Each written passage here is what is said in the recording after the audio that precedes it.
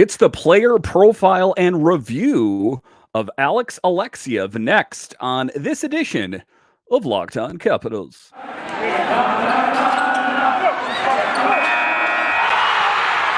Your Locked On Capitals, your daily podcast on the Washington Capitals. Part of the Locked On Podcast Network, your team every day.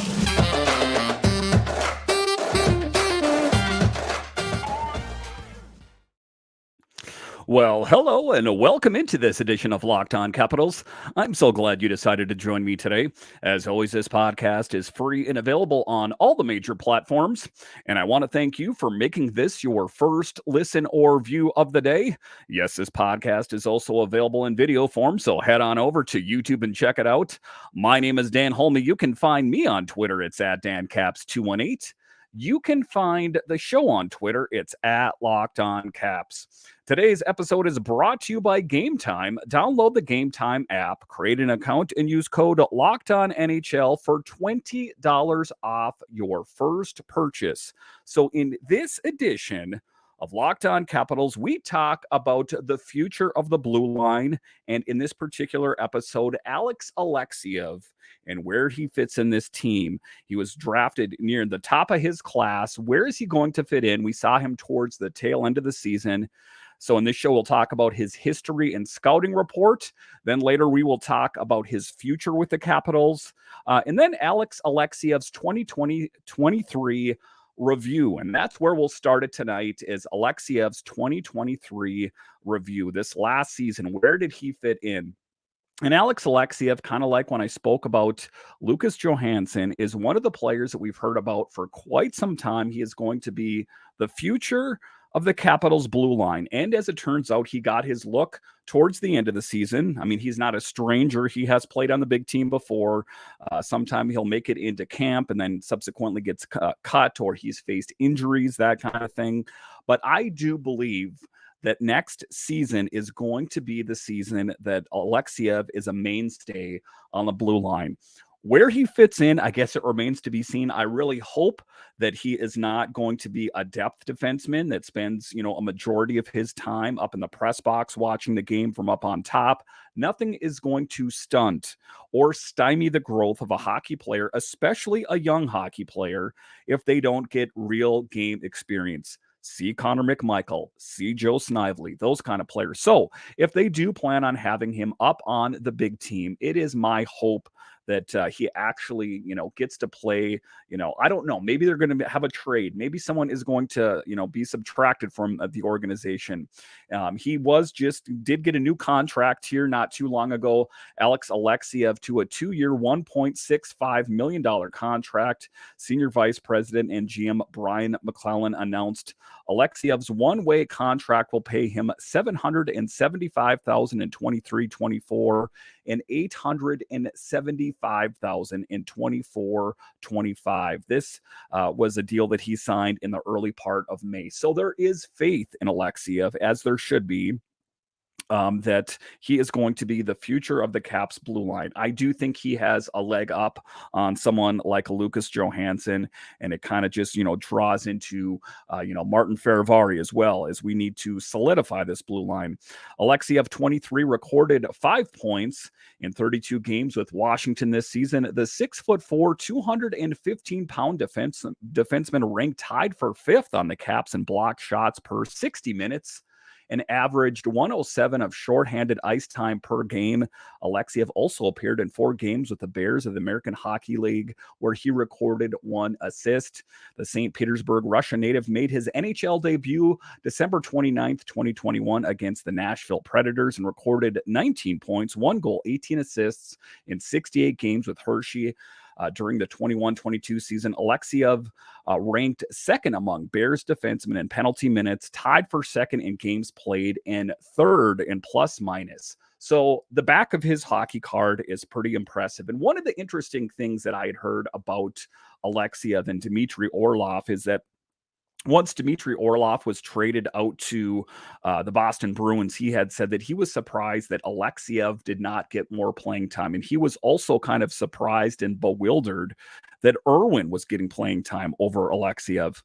So, you got to think with the new head coach, Spencer Carberry, and whoever the coach will be of the defense, you got to think that they are going to want to integrate more of these young players. The difficult position, like I talked about off the top there, is where do they fit? It is a crowded decor for the Capitals. Where is he ultimately going to fit in?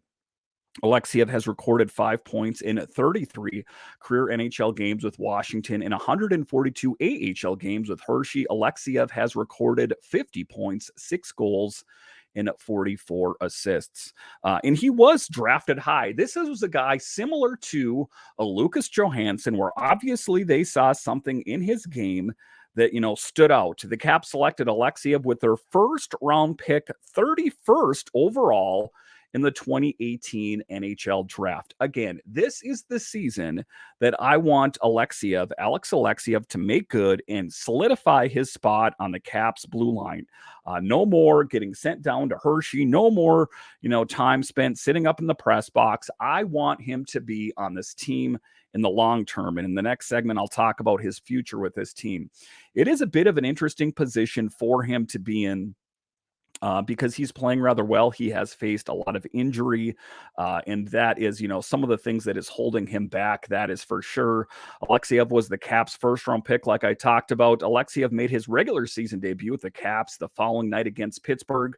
He did not play until December 3rd, but at that point, he became a regular in the Caps' starting lineup. Like I said, he has undergone and had, some major injuries. The Caps announced on June 18th of last season that Alexeyev had undergone labral repair surgery on the left shoulder and was expected to miss 4 to 5 months. As a result, Alexeyev missed training camp and the start of the 22-23 season. On top of that, Alexeyev was not waivers exempt this season, which made things a little more tricky in his management. But they do have him under the new deal now, so we don't need to worry about that. But again, I do think that if he wasn't injured, that he was going to be on this team. It's just that, that kind of stunted where he was going. His arrow was pointing up to be on the team this last season. It's just that he was injured, and that's why you saw a whole lot more of Matt Irwin and that kind of thing. And not to disparage Irwin, I think that, a guy that they put in the deep freeze and thaw out every once in a while and plays pretty well. I think, maybe that is why they went with Irwin, who is maybe perceived as being, the sure thing. As we talked about before, Peter Laviolette wasn't hired to integrate young players. His mission was to squeeze more juice out of this lineup to try to win another Stanley Cup. And I think that he did his level best with that. But, that's what we're looking forward with Spencer Carberry, is finally a coach that is going to work with the youth and the veterans. All right, straight ahead, we're going to talk about the future of Alex Alexeyev, and will he get a role on the beginning of the season, or is he going to start his season in Hershey? We'll talk about that straight ahead.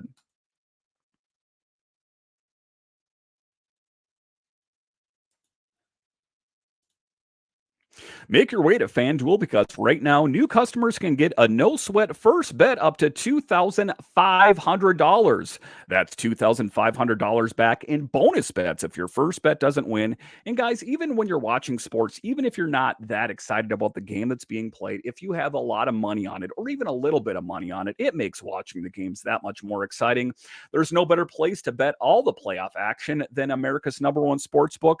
Visit FanDuel.com/locked on and get a no sweat first bet up to $2,500. That's FanDuel.com/locked on. FanDuel, official sports betting partner of the NBA. All right, welcome back into this edition of Locked On Capitals, part of the Locked On Podcast Network, your team every day. Make sure and subscribe or follow Locked On Capitals wherever you find your podcasts and on YouTube. I have a lot of great guests lined up for you guys this summer.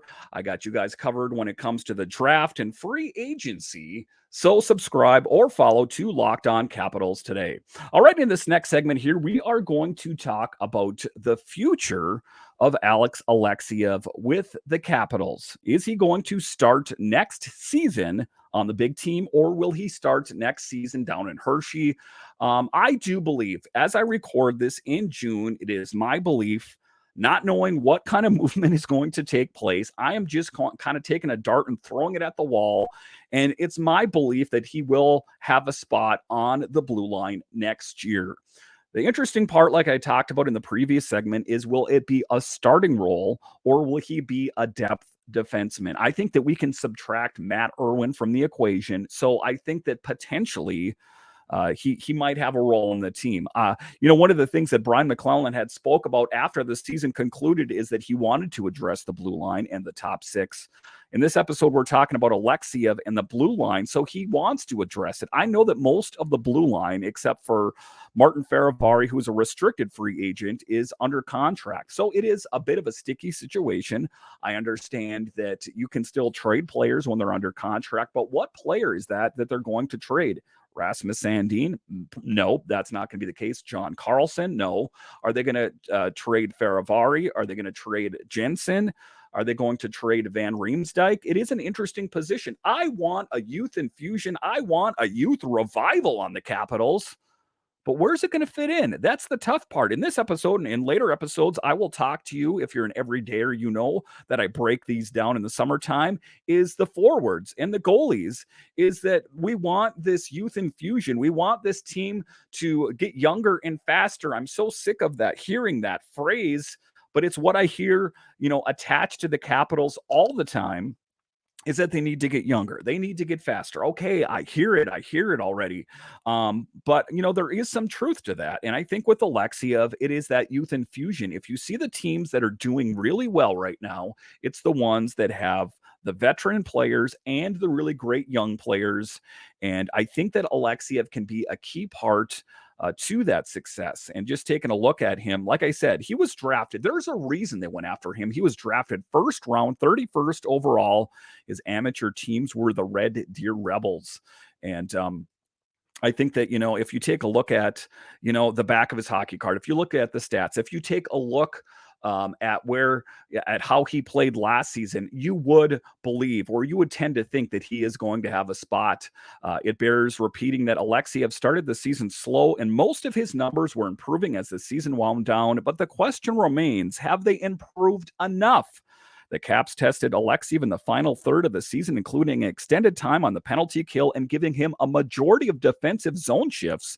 Alexeyev answered the bell in many cases and thrived in certain situations, being paired with TVR. But by no means did he prove 100% he should get one of the 6 spots to start next season. That will be decided in training camp, assuming the Caps don't deal him and they re-sign the restricted free agent. Again, this was from a while ago. We know he got a new deal. This piece was in Nova Caps, but it still bears repeating. Could they potentially trade him still? He's under contract. You can still trade a player unless there's, some sticky no trade clauses. I don't have his contract in front of me, but I don't believe he has that. The injuries remain a concern, as we documented several times since his draft day. While he has suffered a serious knee injury during his time in the WHL, a majority of his significant injuries have come down to both shoulders, something that needs to be considered when conducting an overall assessment. Hopefully his shoulder surgery last summer will curtail some of that.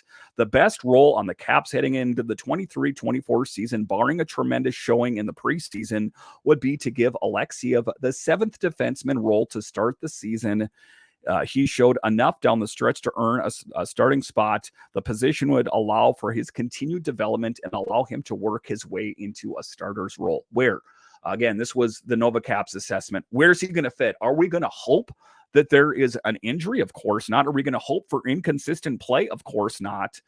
I disagree with the assessment that he should be that depth defenseman. What did we see from Connor McMichael? His progress was stunted on the Capitals, the big team, the NHL, because he didn't get any playing time. He was sitting up in the press box watching all the games, and in small sample sizes, he did totally kill it. And people are like, he sucks. He doesn't suck. He just doesn't. He didn't get enough opportunity. Same thing goes for Alexeyev. My belief is is that if he doesn't have a spot on the starting roster, night in and night out on the blue line, that he would be best served playing in Hershey. Again, it kind of goes back to my Lucas Johansson thing and Connor McMichael. He is a name we've heard of for the longest time. I do believe that next season needs to be the season for a lot of these young players, or they should, see what their options are. See if there's any trade partners that could be NHL ready players to help this team right now. It's not like he's a brand new draft pick. He has been in the organization for some time. It's not like this is his first season in the AHL and prove yourself or get out. He's had his time, but the Capitals are in a position that they need to improve and they want to be competitive in a hurry. It's my belief, contrary to what I heard in NovaCaps here, that he would be best served in Hershey. And, with that said, I would also, if he's not good enough again this year, it's interesting because they gave him that new contract, that maybe see what your options are on the trade market. Again, I don't have the details of his contract in front of me, but if there's no movement clause or anything like that, if there's nothing like that in place, if he does not play well enough, then I do believe that they should explore all options, because we need NHL ready players. I know it's the AHL, I get that, but some of these guys have simmered down in the AHL for quite some time.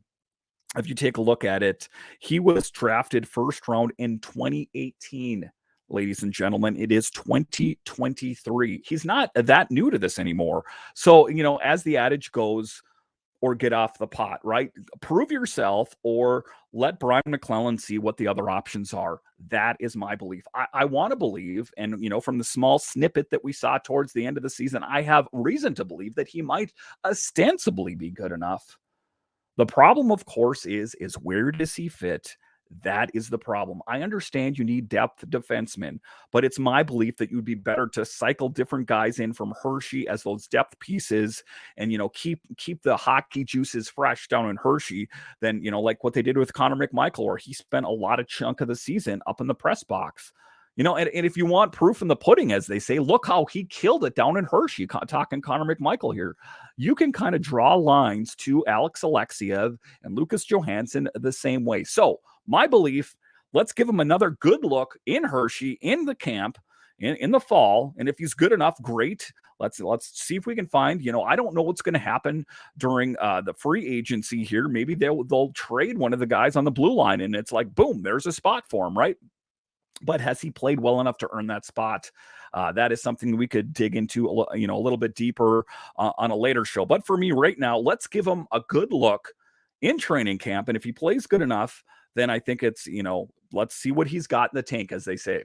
All right, coming up after the break here, we will talk about his history and scouting report. Who is Alex Alexeyev intrinsically? We'll talk about that straight ahead. All right, welcome back into this edition of Locked On Capitals, part of the Locked On Podcast Network, your team every day. In this episode, we are talking about the blue line. In the last episode, it was Lucas Johansson. In this one, it is Alex Alexeyev. And where does he fit into the Capitals organization? Does he have a spot next year on the big team? Well, let's take a look at the Wayback Machine and take the face off the clock and look at the gears of Alex Alexeyev. Who is he, historically?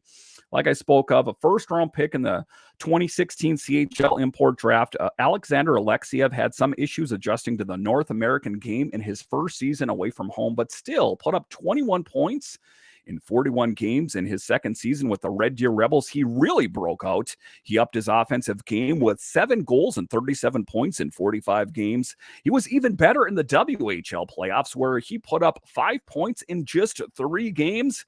Injuries have been a concern for Alexeyev, as he has missed 58 games during his time in Red Deer through some of the attending World Junior Tryout camps, knee surgery ending in 2016-17 season in January, and a hand injury cost him several weeks down the stretch.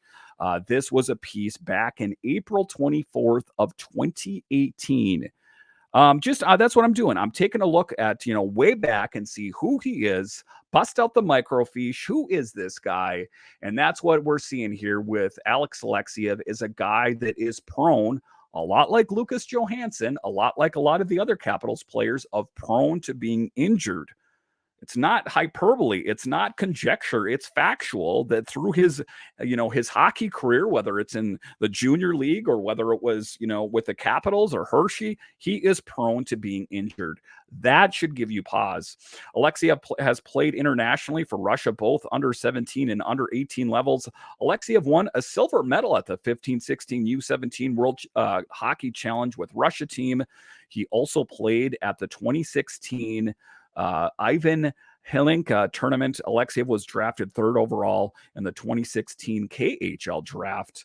So again, when you take a look at him, there was obviously certain things that the Caps saw in him. And I do think that he's a good player. It's just, sometimes injuries are things that you can't control. With that being said, Alexeyev has good vision and passing skills. He can start the play with a good pass out of his own end, as well as quarterback the play from the blue line. Alexeyev has the skating ability to retrieve dump-ins and loose pucks, as well as poise to move it out of danger in his own end. He can lead the rush, but also make smart passes to get the transition game going. Alexeyev does not force plays. If he is skating up ice and does not like the way things are going, he is not afraid to stop, turn back to his own end, and try again. So he does have, intrinsically, he is a great player. He's got good hockey IQ. That is why the Capitals drafted him in the 1st round. I get that, but, is he good enough? It's one thing to play well in the KHL and the, junior leagues and the AHL. Are you good enough to get a sweater night in and night out in the National Hockey League? That is the question. Alexeyev defends well on the rush, keeping opponents in front of him and forcing them to the outside. He can throw a big hit when given the opportunity and makes good use of his physical capabilities. However, when he is defending in the zone, he can sometimes get himself out of position by looking to be more physical. Alexeyev will need some coaching on his positioning. He needs to be better at cutting down the passing lanes and staying with his man instead of chasing the puck carrier. That was the scouting report. That piece was in the Last Word on Sports. Again, it was from April 24th, 2018. That is the history lesson on who Alex Alexeyev is as a player. I continue to do these profiles throughout the summer months, not every day. I'll break it up, and talk about breaking news, that kind of thing. But that's what I want to kind of zero in is these players. Who are they historically? Who are they this last season? And where are they going to be in the future? So that is what we're going to look forward to this summer, as I plan on going through most of the Capitals roster as much time as I possibly have. It depends on how much breaking news there is. But Alex Alexeyev, for me, is poised to do great things. If he can stay healthy, for one, kind of like about yesterday's. If you're an everydayer, I spoke about in that yesterday's show. If you can stay healthy, that's the big thing, and play consistently to get a sweater night in and night out in the National Hockey League, more specifically the Capitals. All right, I want to thank you for joining me on this edition of Locked On Capitals. Are you a fan of other DC sports? Well, Locked On has got you covered. We got Locked On Nationals, Locked On Commanders, and Locked On Wizards. So make sure and subscribe to those podcasts if you're a fan of any DC sport, available on your podcatcher of choice and on YouTube. Also, if you're following the Stanley Cup, subscribe or follow Locked On NHL, as they have you covered 5 days a week on your podcatcher of choice, also on YouTube. All right, my name is Dan Holme of Locked On Capitals, part of the Locked On Podcast Network, your team every day. And I'll talk to you again next time.